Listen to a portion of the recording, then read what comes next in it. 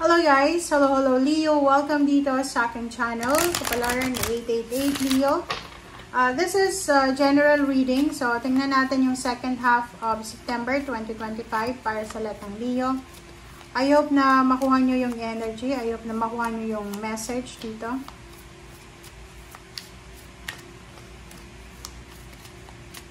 Okay, Leo.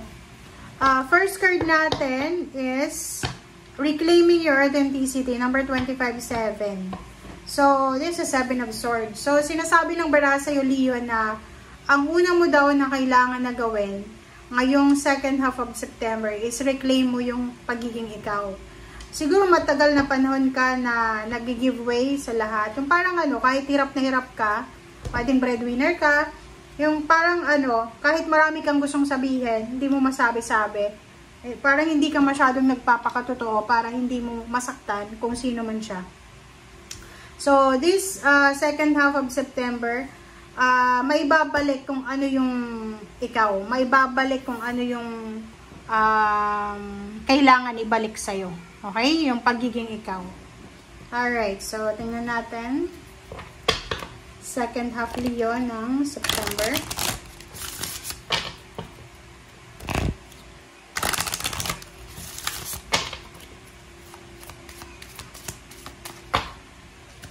Okay. 35, 8, and 10. O, diba? Meron dito na, eto, yung parang pag-harvest na siya. Sinasabi ng bara sa'yo dito na meron na completion. This is 10 of Pentacles. So, possible, Leo, na meron kang ma-accomplish financially by the end of September. So, or maybe second half of September, October, November, December. Posibleng meron kang pera na mahahawakan. Kumbaga, harvest season ito para sa'yo. Or, anong tawag dito? Basta, makukuha mo kung ano. There's an accomplishment, parang stability, settlement, parang ganun. So, yun. And, tingnan natin, is number 35, 8. So, nakikita ko sa iyo yung posibleng may Leo ditong magbabakasyon ka ba? Okay? Kasi, nakikita natin yung vacation, nakikita natin yung yung parang kalma sa buhay mo. So, pwedeng may mga Leo ditong parang spending time with the family, or pwedeng magbabakasyon ka, magpapahinga ka, or yung iba naman sa inyo dito is ititigil mo muna yung mga plano mo sa second half of September, and parang magte-take rest ka muna, magre-relax ka muna, and babalik ka October na, or maybe November or December, or pwedeng yung plano mo na hindi natuloy ngayong 2025 ay posibleng ipupursue mo siya 2026, January. Okay, so please check kung ano ba ang mga plano nyo sa buhay. Kasi sinasabi ng barahan na posibleng ihang mo na muna siya. Or yung dito, sinasabi na parang magpapahinga kayo, magre-rest, magbabakasyon.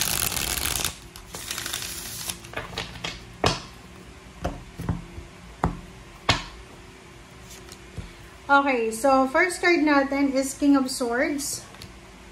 The Star. Wow. Ang ganda, Leo. Next is 3 of Swords. And 2 of Coins. Okay.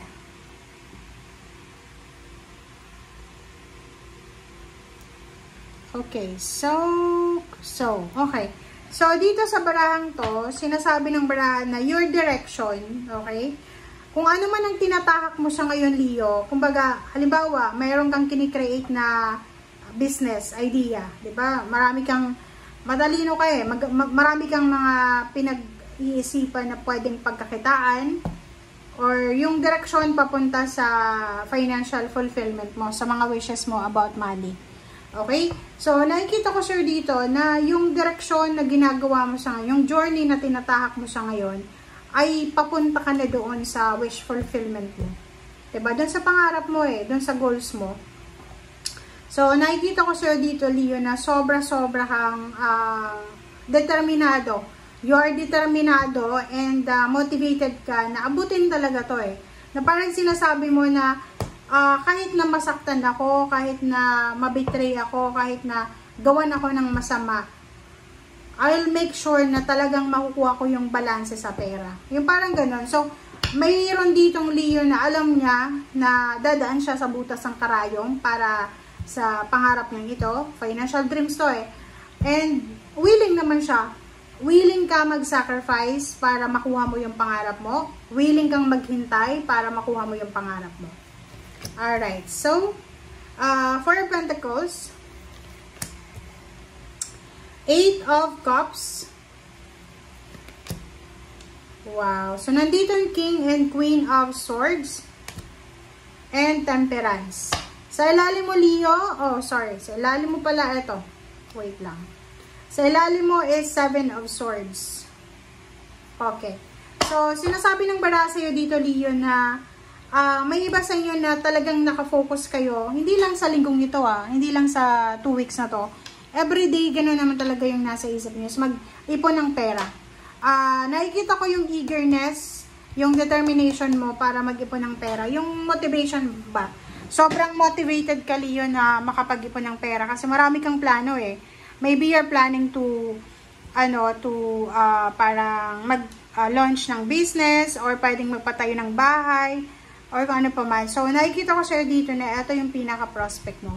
Mag-iipon ng pera, magtitipid ng pera, parang ganun. And nakikita ko rin sa inyo, may Leo dito na willing din siya mag-travel. So, posibleng siya ay magta-travel, siya ay magre-relocate. So, pwedeng galing ka sa probinsya, pupunta ka ng city, or from the Philippines, pupunta ka ng ibang bansa, or from ibang bansa, lilipat ka ng mas improved na bansa, or mas mayaman na bansa, parang ganun. And meron ditong Temperance, sinasabi ng bara sa'yo, Leo, na sobra-sobra yung yung pasensya sa usaping pera. Kumbaga, sobra-sobra kang mapasensya, sobra-sobra kang patient, lalo na sa pag-acquire ng salapi. Lalo na sa trabaho, nakikita ko sa'yo dito na napaka-hardworking mo eh. 'Di ba? Kahit parang ang nakikita ko, may Leo dito na kahit konti lang yung parang sweldo niya, nagtsatsaga siya kasi gusto niya ng marami siyang pangarap eh, 'di ba? Marami siyang pangarap sa buhay. Meron din ditong Leo na kahit pagod na siya, 'di ba? Yung pagod na siya sa trabaho, nasasaktan na siya sa mga sinasabi ng katrabaho niya, o yung parang yung Three of Swords na alam mo na hindi ka na masaya eh, 'di ba? Hindi ka na masaya kasi ginawa mo na yung best mo, ganyan ganito. Pero nakikita ko sa'yo dito, Leo, na makakasurvive ka. Okay? Makakasurvive ka kasi nga, yung sinasabi ng baraha dito, na yung willingness natin eh, 'di ba? Ganun yun eh. Yung kumbaga, isa sa mga ingredients para magtagumpay is yung disiplina, patience, and yung willingness. Kasi kahit maraming opportunities dyan, 'di ba? Maraming mag-offer sa atin ng trabaho. Kung wala namang willingness or motivation, walang mangyayari, hindi mag-stay sa isang trabaho ng matagal. So, ikaw, yun yung maganda sa iyo eh. Kasi sobrang ganda ng baraha mo na sinasabi dito na sobra-sobra yung motivation mo eh. 'Di ba? Hindi ka susuko eh. Parang sinasabi mo na gagawin ko ang lahat eh. Gagawin ko. Makuha ko lang yung the star na yan. Okay, so thank you guys for watching. Bye!